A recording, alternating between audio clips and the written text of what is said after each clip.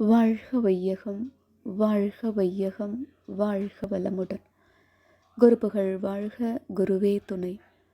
அனைவருக்கும் இனிய காலை வணக்கங்களும் வாழ்க வளமுடன் என்ற வாழ்த்துகளும். மார்கழி மாத தொடர் சிந்தனையாக அருட்தந்தையால் கூறப்பட்டு அருளன்னையால் எழுதப்பட்ட கவிதைகளை மாக்கோலமாய் விளைந்த மதிவிருந்து நூலில் தொகுத்து வைத்துள்ளார்கள். அப்படி தொகுக்கப்பட்ட கவிதைகளிலிருந்து 1957 எழுதிய கவிதைகளை சிந்தனைக்கு எடுத்துக்கொண்டு அதனோடு தொடர்புடைய நூற்றாண்டு நினைவு தினத்தை கொண்டாடி கொண்டிருக்கும் மகாகவி பாரதியின் பாடல்களையும் ஒப்பு நோக்கி சிந்தித்து கொண்டிருக்கின்றோம். அவ்வகையில் அருட்தந்தையவர்கள் 1957 ஜனவரி மாதம் 10 எழுதிய கவிதை அலங்காரம் ஏன் என்ற தலைப்பில் அமைந்துள்ளது. கவர்ச்சி தரும் அலங்காரம் யாருக்காக? காண்பவர்கள் நெஞ்சத்தில் என்ன தோன்றும்? கவர்ச்சி தரும் அலங்காரம் யாருக்காக? காண்பவர்கள் நெஞ்சத்தில் என்ன தோன்றும்? கவர்ச்சியினால் அடைய உள்ள பயன்தான் என்ன? கண்ணியமாம் உடை ஒழுக்கம் கடைப்பிடிப்போம். கவர்ச்சியினால் அடைய உள்ள பயன்தான் என்ன? கண்ணியமாம் உடை ஒழுக்கம் கடைப்பிடிப்போம் என்று அலங்காரம் எதற்காக தேவையில்லை என்ற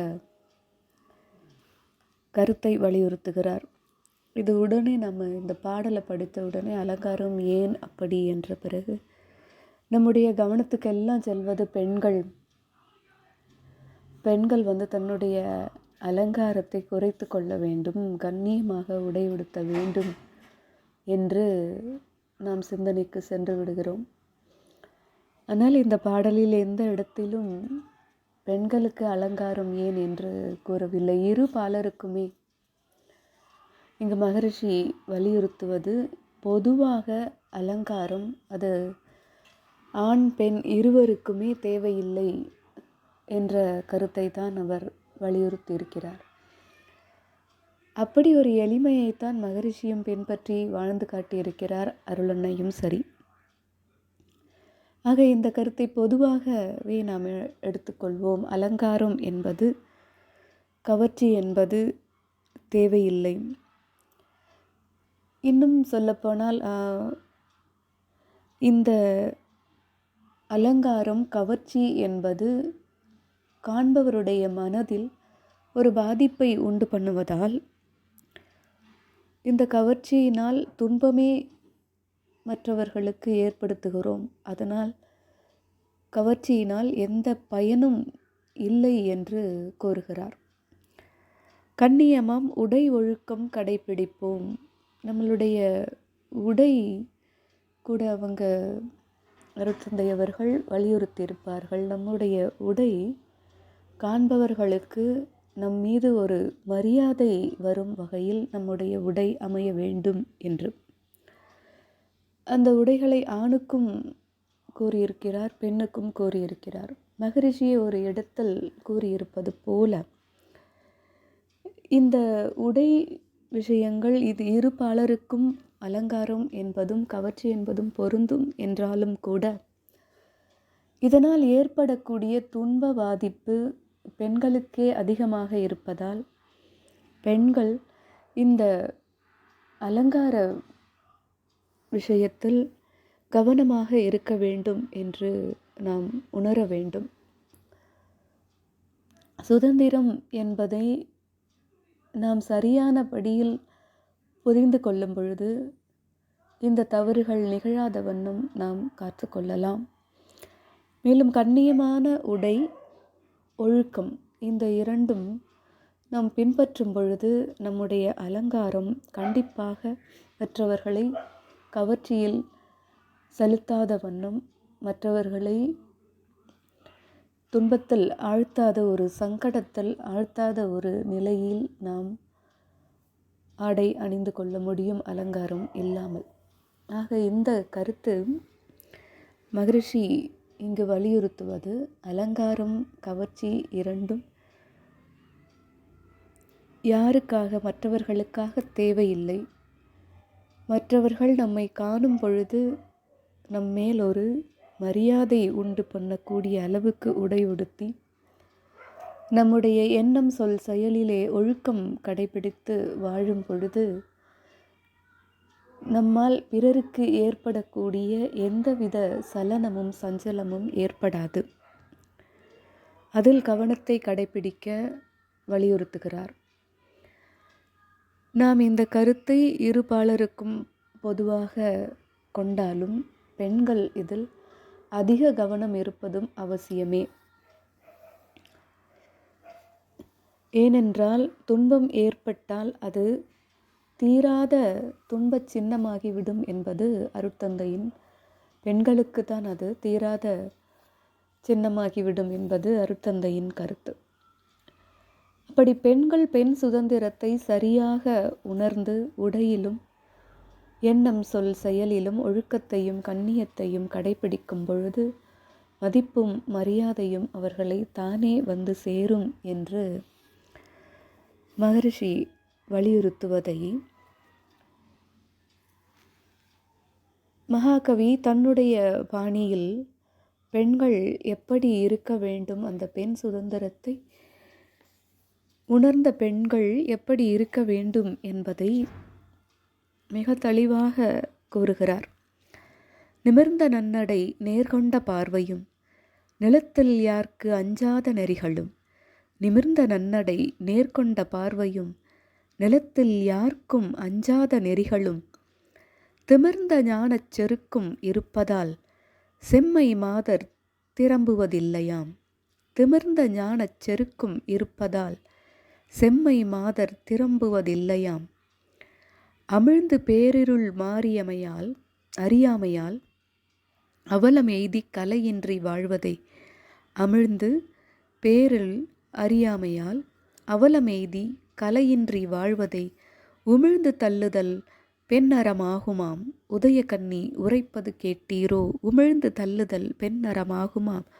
உதயகன்னி உரைப்பது கேட்டீரோ என்று பெண்கள் பெண் சுதந்திரத்தை உணர்ந்து நடக்கக்கூடிய புதுமை பெண்கள் எப்படி இருக்க வேண்டும் என்ற அந்த கண்ணியமான ஒழுக்கத்தை காப்பாற்றக்கூடிய அந்த வரைமுறைகளை பாரதி புதுமை பெண் என்ற கவிதையில் பாடியிருக்கிறார்.